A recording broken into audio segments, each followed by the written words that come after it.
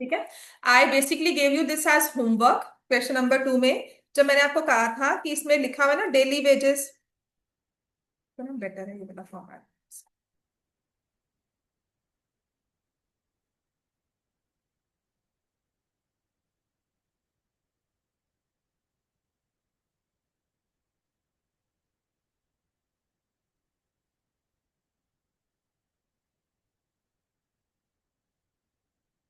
Start कर question number 2।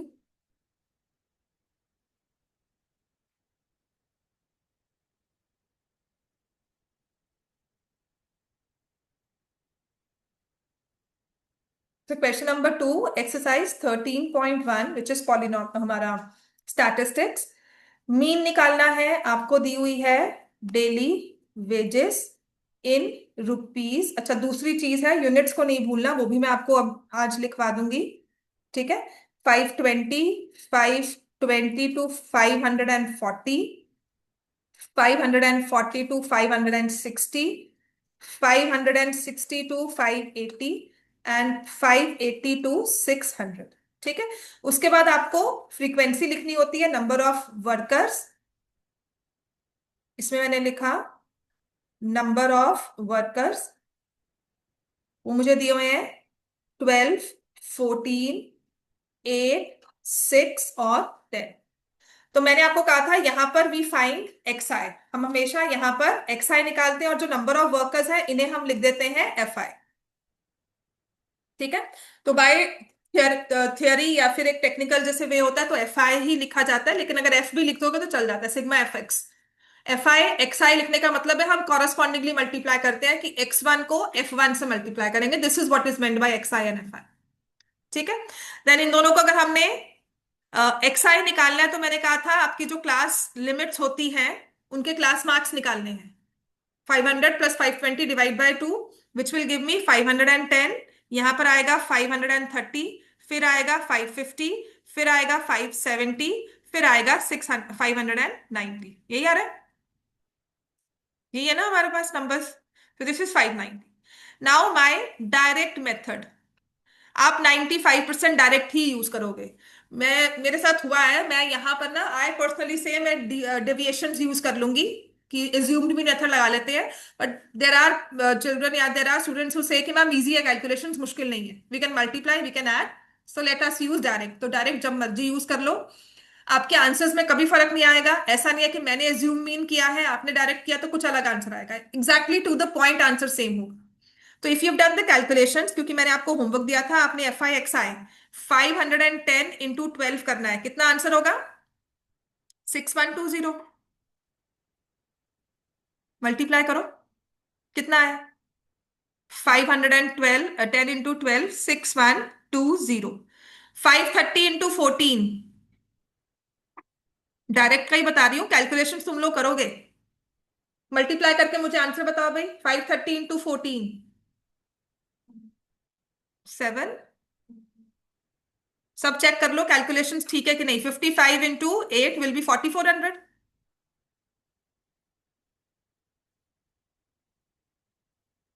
570 into 6,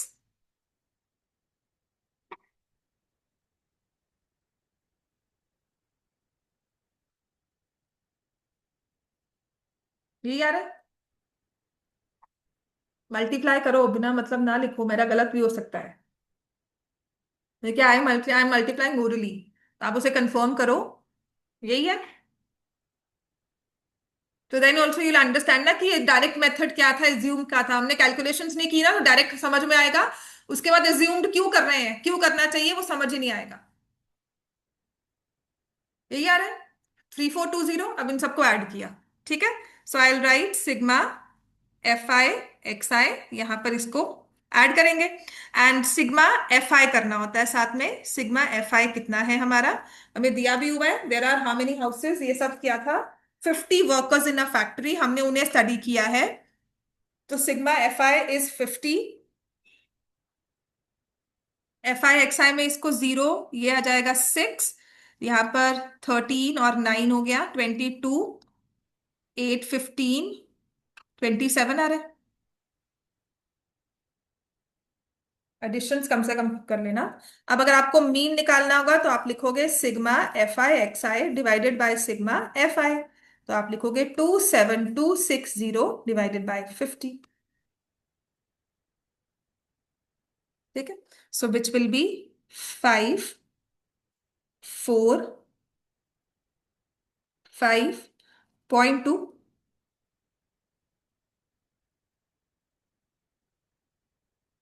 ये आ रहा है। कैलकुलेशन चेक करना।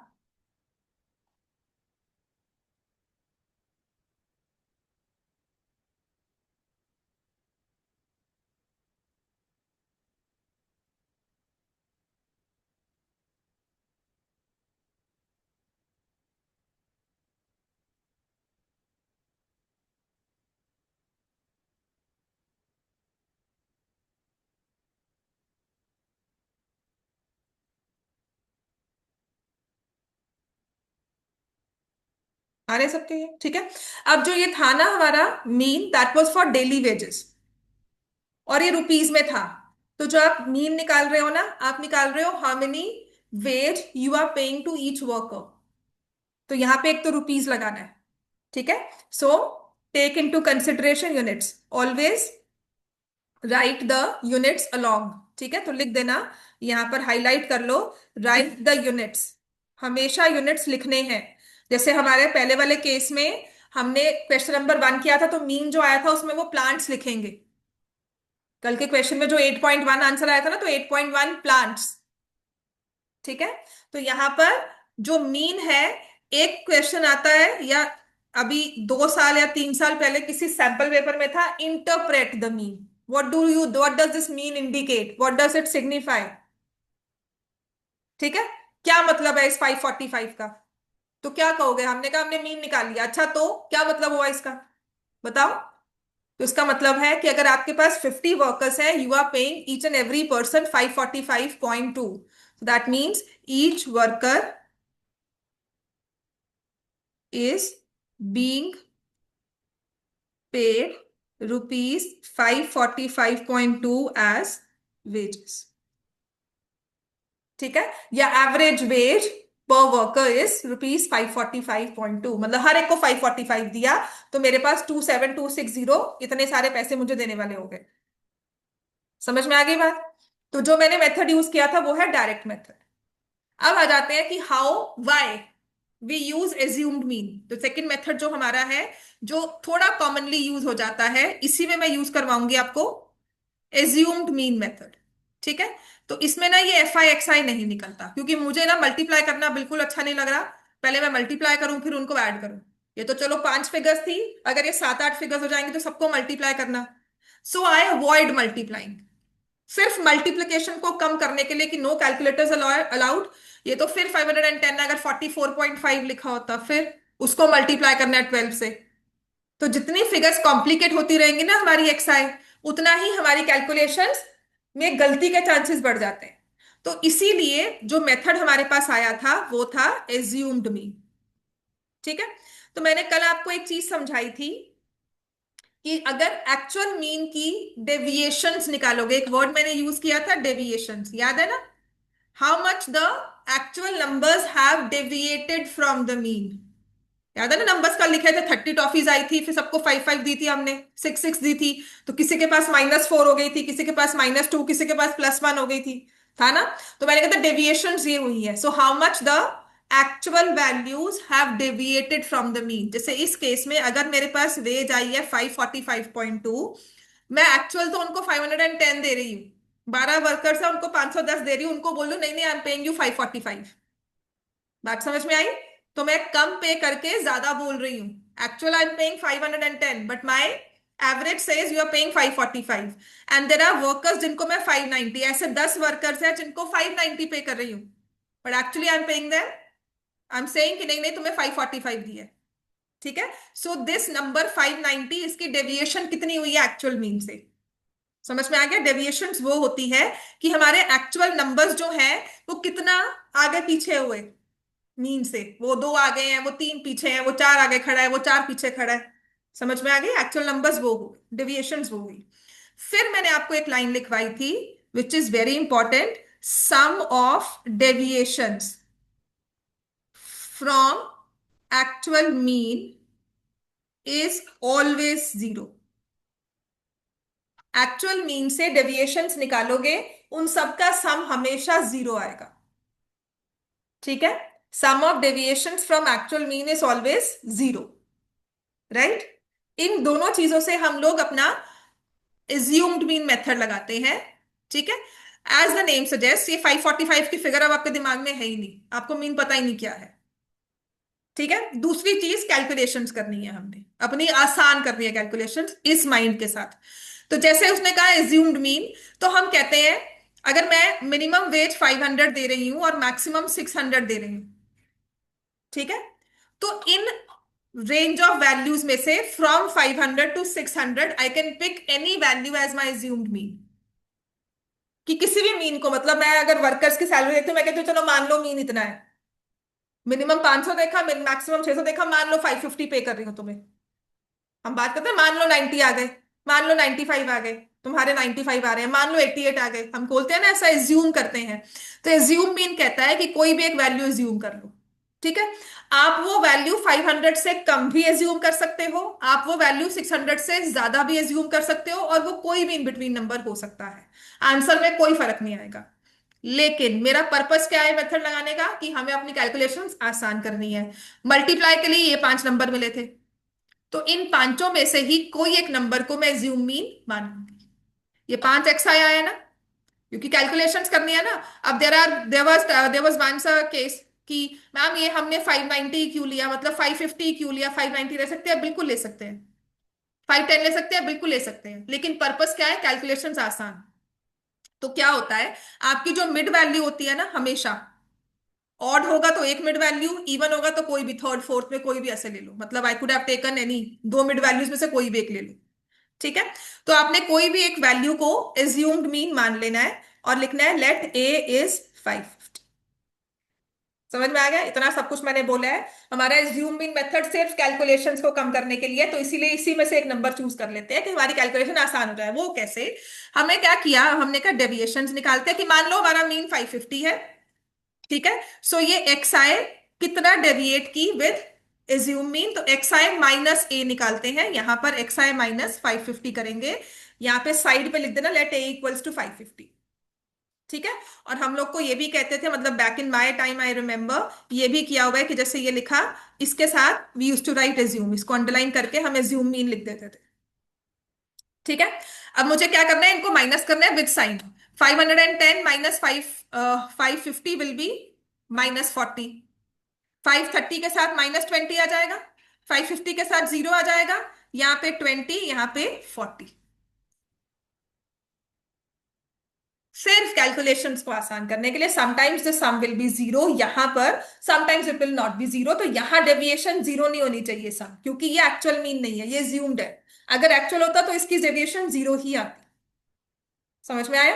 अब हमें क्या करना है, ये एफ आई और ये डी आई इन्हें मल्टीप्लाई करना है। अब ये 12 और 40 को मल्टीप्लाई करना आसान है, कि या 510 और 12 को मल्टीप्लाई करना, दोनों को कंपैरिजन में करते हैं। अब बच्चे कहे मैम जहां इसको मल्टीप्लाई किया उनको भी कर सकते हो, बिल्कुल कर सकते हो, लेकिन I can now right it, I can now talk and right. मैं आपसे बात कर रही हूं और साथ ही मैंने कैलकुलेशंस भी कर ली। इनको प्लस माइनस करना भी मेरे लिए बहुत आसान था। अब हो रही अगर मुझे करना है, यहाँ -80 बचा और ये खत्म हो गया, this is I am working in my mind. यहां से -280 और 120, तो यहां पर -160 आ जाएगा, इसका क्या हो गया, -240। बात समझ में आई। This is how we work, इन दोनों को ऐड करके इन दोनों को सब्ट्रैक्ट करना है, तो -240 आ जाएगा।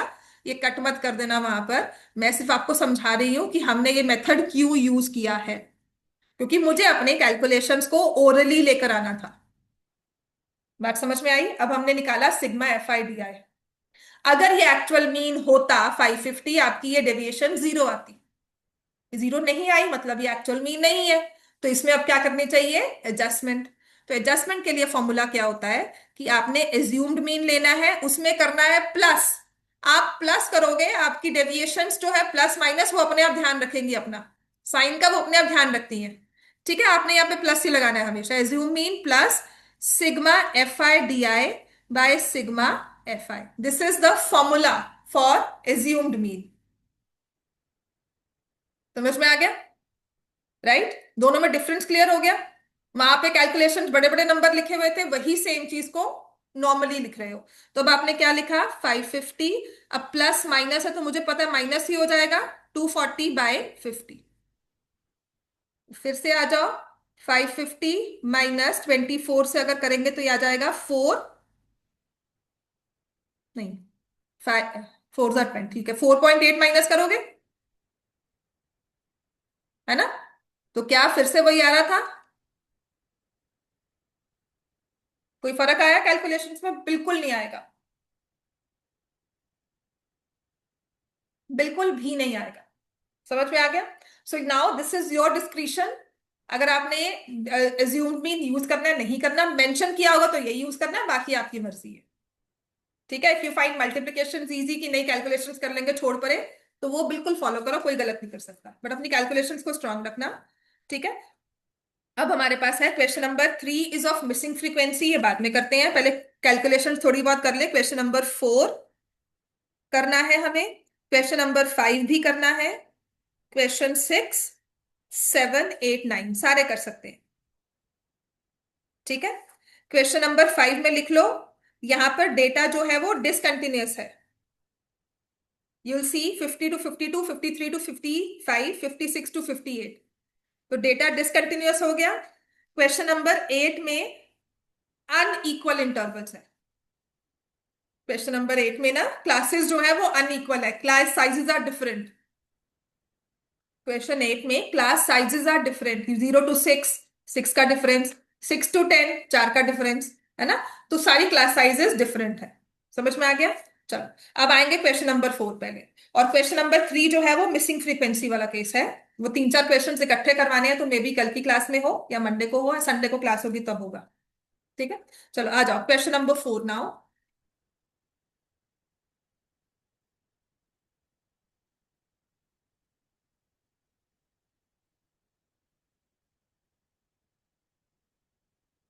स्टैट्स में बस यही एक और करवाऊंगी, स्टेप डेविएशन। ठीक है, तो वो पहले एक बार इस मेथड को आप कर सकते हो। लिखा हुआ है number of house heart beats per minute.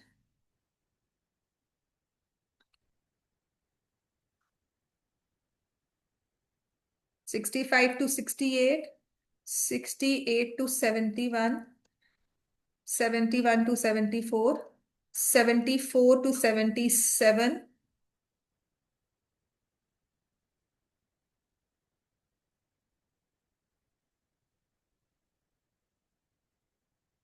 और यहां पर हमें दिया है number of women F I.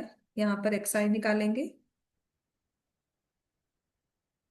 तो यहाँ लिखा है 2 4 3 8 7 4 2। ठीक है, तो एक्स आई निकालती हूँ, तो 68 + 65 divide by 2, this is 123 divide by 2, है ना?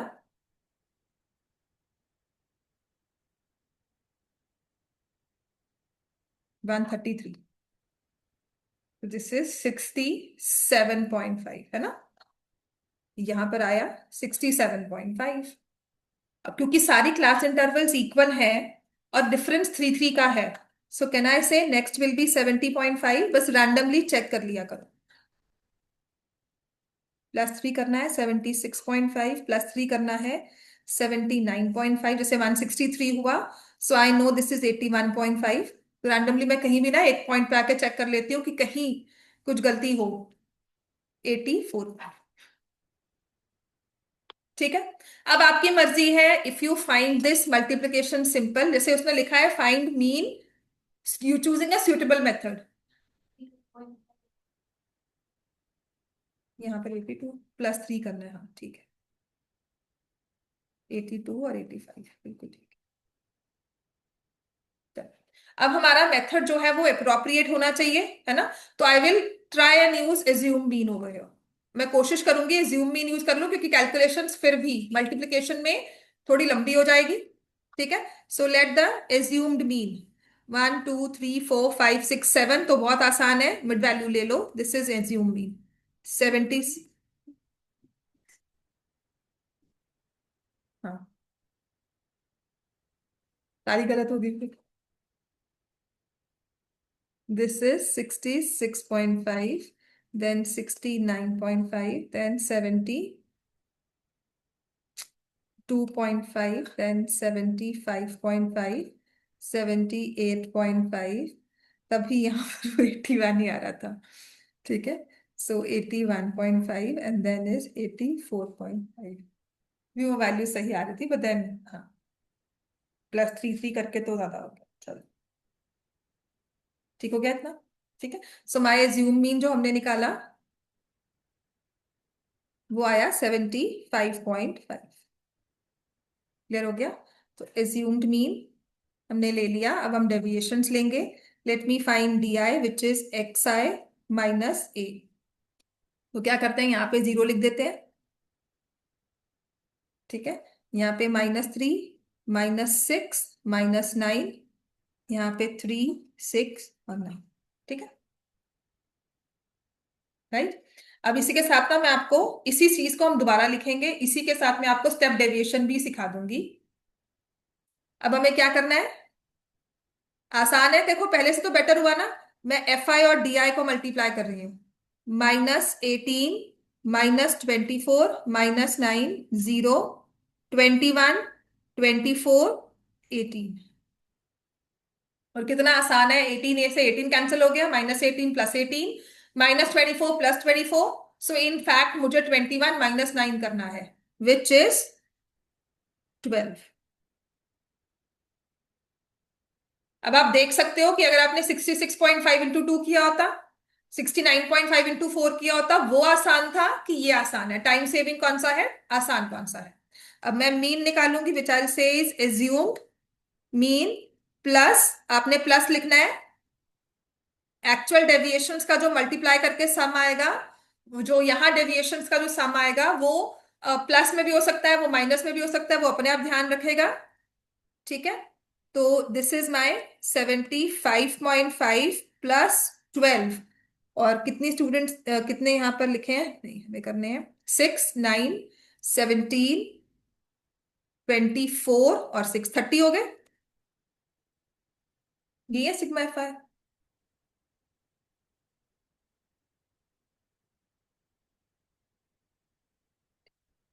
ठीक है। 17 और 13 इज 30। समझ में आ गया ना इतना।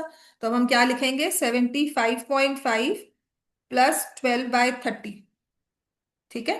तो ये 2/5 हो गया, 0.4 हो गया।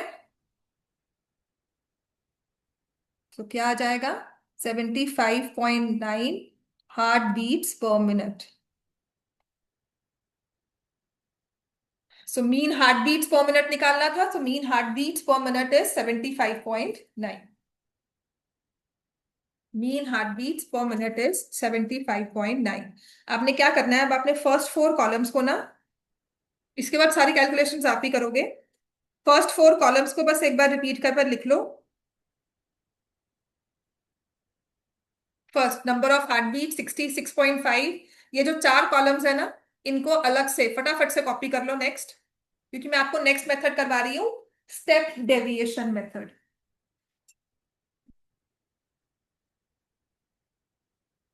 मैं आपको नेक्स्ट जो मेथड करवाऊंगी that is step deviation method. मैं तो यहाँ पे रेस कर लूंगी। ठीक है।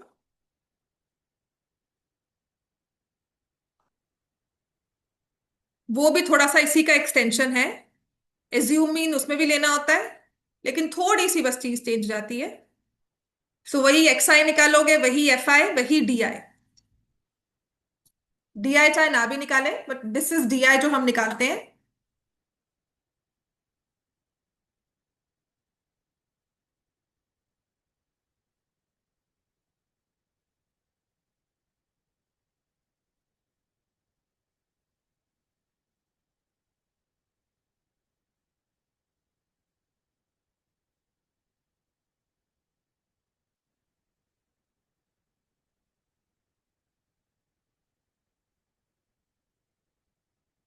पहले 4 कॉलम्स लिख लो। अब नेक्स्ट मेथड जो हम करने लगे हैं वो है स्टेप डेविएशन मेथड।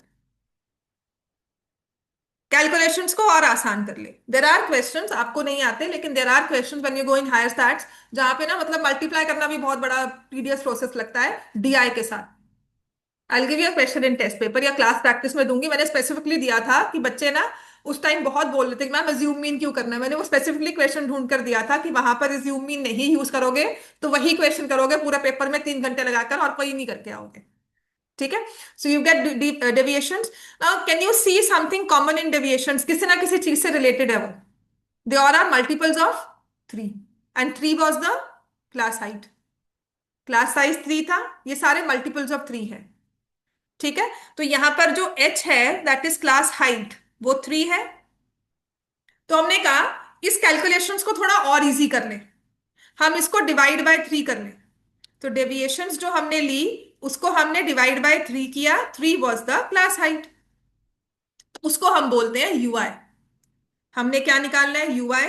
इन डेविएशंस में अगर कोई कॉमन मल्टीपल दिख रहा है ना, कॉमन फैक्टर दिख रहा है, तो उससे डिवाइड करके देखो ये आ गया -3, -2, -1, 0, 1, 2, 3। Now this is purely because of calculation. क्यों कर रहे हैं? क्योंकि कैलकुलेशंस आसान करें, यहां नहीं लेकिन किसी ऐसे क्वेश्चन में डेविएशंस भी हमारी थोड़ा कॉम्प्लिकेटेड नंबर हो। समझ में आ गया? तो अब आपने क्या करना है? अपनी एफ आई और यू आई को मल्टीप्लाई करना है। देखो और आसान हो गया। -6, -8 from 3 digit numbers we reach to 1 digit या 2 डिजिट नंबर्स पे आ गए थे, आप सिर्फ 1 डिजिट पे आ गए। -3, 3। बस ध्यान रखना कि आपने फ्रीक्वेंसी और यूआई को मल्टीप्लाई करना है। तो 8 जीरो जा 0, 7 वन जा 7, 4 टू जा 8, 2 थ्री जा 6। और आसान होगी मल्टीप्लीकेशन, यहां पर आ गई 4। FIUI। समझ में आ गया? सिर्फ मल्टीप्लिकेशन सिर्फ हमारी कैलकुलेशंस का मेथड है और कुछ फर्क नहीं है। अब फिर से मीन निकालेंगे। Assumed mean plus sigma FIUI divided by sigma FI। जो क्लास हाइट हमने कॉमन निकाली थी जिससे डिवाइड किया था उससे अब मल्टीप्लाई कर, बस। कुछ और फर्क नहीं है। अब जो मर्जी मेथड लगाओ, अप्रोप्रिएट का है ना, आपको डायरेक्ट लगता है अप्रोप्रिएट, आप डायरेक्ट कर लो। ठीक है। लेकिन अगर लिखा होगा solve by step deviation and explain why it is a suitable method, calculations आसान कर दी उसने। बस सुटेबल क्यों है? क्योंकि कैलकुलेशंस आसान कर रहा है। दोनों ही assumed mean step deviation, why they are suitable? Because they will make the calculations a little easier. That's it, that's it, और कोई रीजन नहीं है। देखो आपका आंसर भी इसमें वही आएगा। यहां पर हम क्या लिखेंगे? 75.5 +4 × 3 डिवाइडेड बाय 30। यही किया था हमने, राइट? फिर से 75.9 हार्ट बीट्स पर मिनट। बस ये हार्ट बीट्स पर मिनट नहीं भूल। अब यहां से ना हम लोग मेथड पे कॉन्सेंट्रेट ना करके, आपको जो पसंद है आप कर सकते हो। ठीक है। और जहां लगे थोड़ी कैलकुलेशन मुश्किल है, you can use assume mean. Step deviation जहां कहा हो वही यूज करना, और स्टेप डेविएशन में जिससे डिवाइड कर रहे हो उसी से यहां पे मल्टीप्लाई करना जरूरी है। बस ठीक है, इतना ध्यान रखना है। चलो आ जाओ क्वेश्चन नंबर 5। हाँ जी, ऑनलाइन वाले बच्चे समझ में आ गया सबको ये? और जैसे हिना मेहताब, तीनों मेथड्स क्लियर हो गए? इन तीनों मेथड्स में बस यही एक फॉर्मूला है मीन में, यही लगाना है हर बार कैलकुलेशंस में। अब आपकी कैलकुलेशन स्टैट्स इजी क्यों है? क्योंकि कैलकुलेशंस आपकी अपनी है। वो जैसे मर्जी जितनी मर्जी प्रैक्टिस करके इजी कर लो। ठीक है। मेथड को फॉर्मूला यही रहेगा। अब आते हैं क्वेश्चन नंबर 5। हाँ जी, तीनों में से किसी ने जवाब नहीं दिया?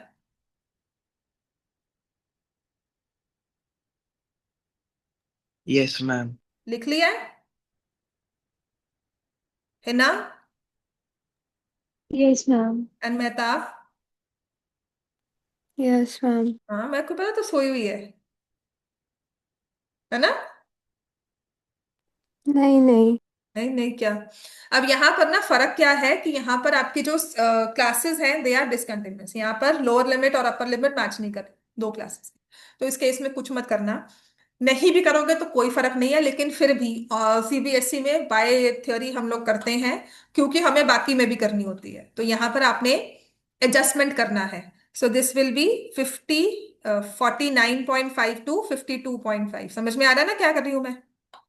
49.5 टू 52.5, 52.5 टू 55.5, समझ में आया ना क्या किया मैंने? याद है कि नहीं पिछली क्लास का ये?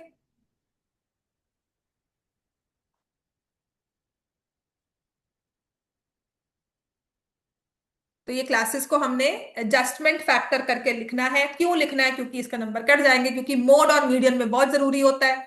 अब मीन को ही क्यों छोड़ना हमने कहा, उसमें भी कर लो। ठीक है, आप याद करोगे नहीं मोड और मीडियन में करना है, मीन में नहीं करना। मीन में सच में नहीं फर्क पड़ेगा, राइट? अच्छा, कल जो मैं चीज ना एक बार मैं ब्लैंक हुई थी, हाँ वो ये था, आपको ही लिखना है, लिखो। This is one difference between the two. Out of the three measures of central tendency, लिख लो जो मुझे अब याद आया है। मीन, मीडियन और मोड, इन तीनों में से mean is based, only mean is based on entire data. सिर्फ मीन है जो सारे के सारे डेटा पर बेस होता है। मतलब कोई एक गलत वैल्यू कॉपी गलत कर ली, तुम्हारा आंसर गलत आएगा। कुछ कैलकुलेशन, एक छोटी सी कैलकुलेशन अंदर से गलत कर दी, यहां पर ही चाहे लास्ट में ही मैंने गलत कर दी, पूरा आंसर गलत हो जाएगा। Mean is based on entire data, and mean can not be calculated graphically. Graph से मीन को एस्टिमेट नहीं कर सकते। Mean can not be estimated graphically. ठीक है, आप मीडियन भी और मोड भी ग्राफ से कैलकुलेट कर सकते हो, ग्राफ से एस्टिमेट कर सकते हो। ग्राफ बनाओगे ना इनका, आपने हिस्टोग्राम बनाया होगा, याद है ना? हिस्टोग्राम हमने लास्ट क्लास में बनाया था। तो हिस्टोग्राम से we can find out mode. Histogram बनाकर ना कोई मेथड होता है, टेक्निक होती है, जिससे हम मोड बना सकते हैं कि मोड क्या होगा पूरे डेटा का। ठीक है। और मीडियन जो होता है उसके लिए एक होता है क्यूमुलेटिव फ्रीक्वेंसी कर्व, वो आपने नहीं पढ़ा हुआ, वो लास्ट पहले सिलेबस में हुआ करता था, अब डिलीटेड है। क्यूमुलेटिव फ्रीक्वेंसी कर्व, ठीक है। इसके through we use to find out median. Graph में ड्रॉ करो और एस्टिमेट कर सकते हो मीडियन क्या होगा, लेकिन मीन के लिए ऐसा कोई ग्राफ नहीं है। ठीक है, एमसीक्यूज में आ जाता है ये question. Which of the following measures can be find out graphically, which are the three measures of central tendency? तो उसमें क्लास मार्क्स ऑप्शन होता है, which is not a measure of central tendency, that would be class marks. Mean, median, mode होते हैं, and mean is based on entire data. ठीक है, अब आपने ये निकाल लिया, चलो आगे करो इसको। नाउ यू फाइंड, यहाँ पे आप लिखोगे नंबर ऑफ बॉक्सेस, फिर इसकी एक्सआई निकालोगे। यहाँ पे है number of boxes, F I में विल राइट 15, 110, 135, 115, 25। तो एक्स आई निकालोगे ना, यूल रियलाइज इनको ऐड करो या इनको ऐड करो, आंसर सेम ही है। 112 डिवाइड बाई 2, 50, 102 डिवाइड बाई 2, 51। ठीक है, 53, 108 डिवाइड बाई 2 इज 54। यहाँ से आ गया 114, 57। सो 3 का डिफरेंस आ रहा है 60, 63। अब ठीक है ना? अब मल्टीप्लाई करना है, मल्टीप्लाई करो कि डेविएशंस लेनी है, बताओ भाई।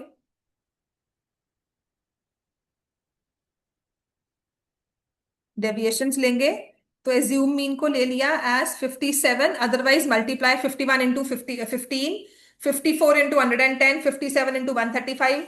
ये जो 135 देखकर ही मैं कहती हूँ डेविएशंस ले लो।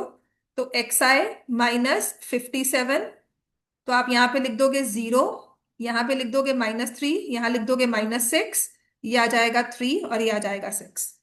ठीक है, डेविएशंस ले ली।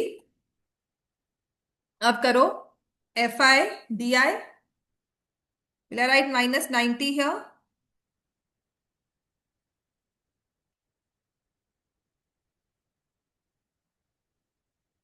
378 है ना? हाँ ठीक है। इनको ऐड किया इनको, दिस विल बी -412। कैलकुलेशंस के लिए सबसे बेटर इन बिटवीन होती है। तुम अगर 64 भी ले लोगे ना तब भी एज्यूमिंग से ही आंसर सेम आएगा, कुछ पॉइंट में फर्क नहीं होगा, लेकिन कैलकुलेशंस और कॉम्प्लिकेट हो जाए बस। ठीक है, तो you take 63 also. So there are times जब ना, there have been one case, या मुझे याद नहीं कब हुआ था, तुम्हारी क्लास में था या मेरे स्टूडेंट लाइफ में था या कभी किसी क्लास में था, वहां पर ना जो लास्ट वाली या सेकंड लास्ट वाली ऑब्जर्वेशन थी उसके साथ नंबर बड़ा कॉम्प्लिकेटेड था। तो बच्चे ने कहा मैंने ये वाला ले लिया क्योंकि इससे मल्टीप्लाई करना कितना मुश्किल है अदरवाइज। ठीक है, तो कहती मुझे उससे मल्टीप्लाई नहीं करना तो मैंने इसको ले लिया, which is perfectly fine, right. ये आ जाएगा आंसर 8, 5 एंड 5। तो इनको माइनस किया, 138। ठीक है, प्लस में this is sigma FI D. Now I will find my actual mean, A plus sigma FI DI by sigma FI। तो सिग्मा FI क्या है? हम्म,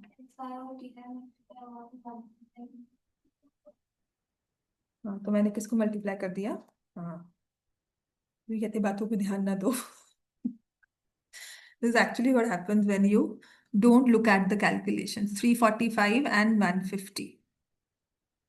तो ये सारी कैलकुलेशन गलतियां होती हैं जो मैं कर रही हूँ यहाँ पर। This is 75, right.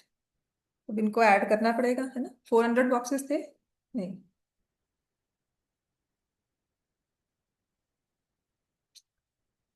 130, 125।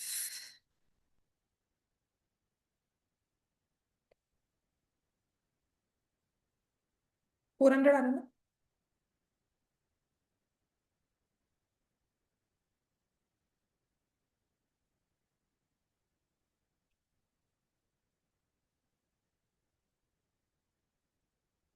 तो एज्यूम्ड मीन हमने लिया 57, 75 डिवाइड बाय 400।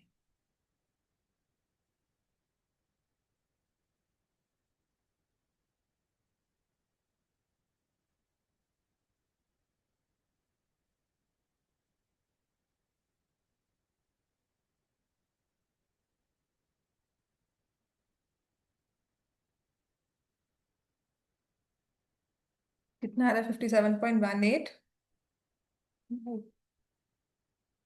1875 आ रहा है,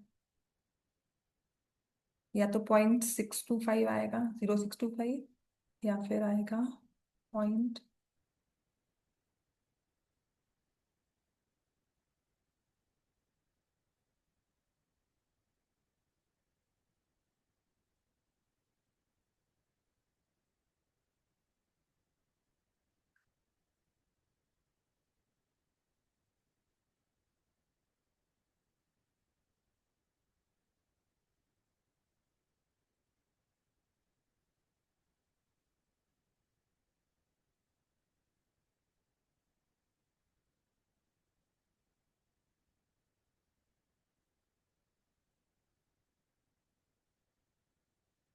ठीक है, तो 57.1918 मैंगोज पर बॉक्स। क्लियर हो गया? अगर आप एक बॉक्स को ओपन करते हो रैंडमली 400 में से, तो आपको 400 के 400 बॉक्सेस में से 57.19 मैंगोज तो मिल जाएंगे ऑन एवरेज। क्वेश्चन नंबर 6 करोगे आप? ये डायरेक्ट मेथड से हो जाएगा। ठीक है, क्वेश्चन 6 करना है। क्वेश्चन नंबर 7, क्वेश्चन 7 तो पेपर्स में आ भी जाता है। चलो, क्वेश्चन नंबर 6 करो, then start with question number 7। Question 8 भी इजी है, क्वेश्चन 9 भी।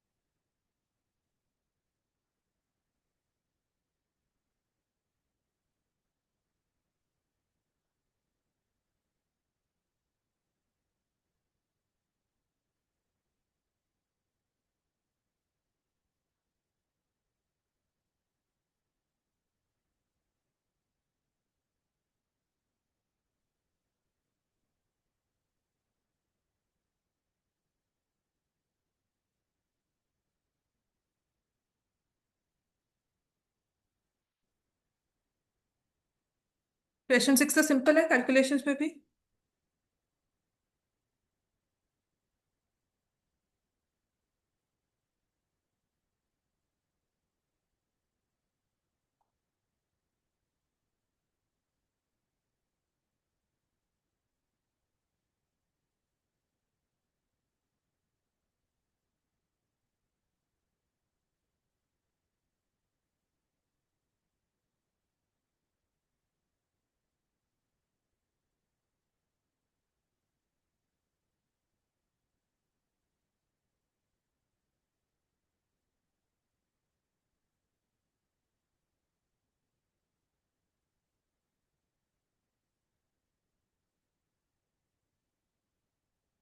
तो this is X I, this is F I, directly multiply कर सकते हो। इतनी बड़ी भी कैलकुलेशंस नहीं है, but if I use D I which is X I minus A ले लिया 225, so I will get 0 here, then -50, -100, है ना। हाँ, देन यहाँ पे 50 और 100। अगर यू आई लेना है तो ले सकते हो, लेकिन एफ आई डी आई के साथ भी यहाँ पर -400, -250, 0, 100, 200 हो जाएगा। तो ये 300 और 100 ये